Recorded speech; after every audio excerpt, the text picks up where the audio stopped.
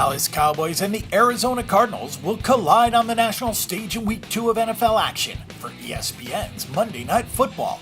Will either of these defenses hold serve in this expected shootout? Hopefully not, as we'll examine cashing in on some Cowboys and Cardinals value players in the Dober Fantasy matchups in this week's edition of Stardom and Sit 'em. After consecutive games with under 300 yards passing, things can only go up from here for the Cowboys star quarterback Dak Prescott. There are few pass defenses in the league as good as the Broncos and Giants, yet Prescott was able to average 15.92 Dober fantasy points in those first two games.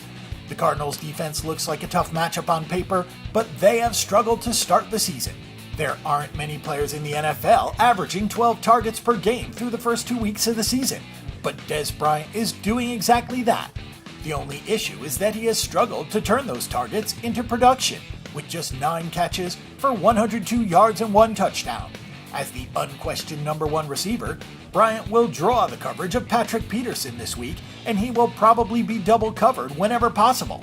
Dez will break free for a few receptions, but he won't get the touchdown he needs to get over 10.5 projected fantasy points.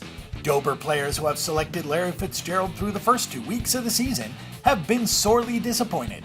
Through 2 games, Fitzgerald has 9 receptions for 95 yards, but no touchdowns.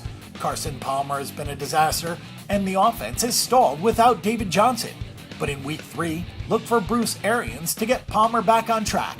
Fitzgerald is a prime candidate to roast the vulnerable Dallas secondary in a game where the Cardinals will surely be trailing most of the way.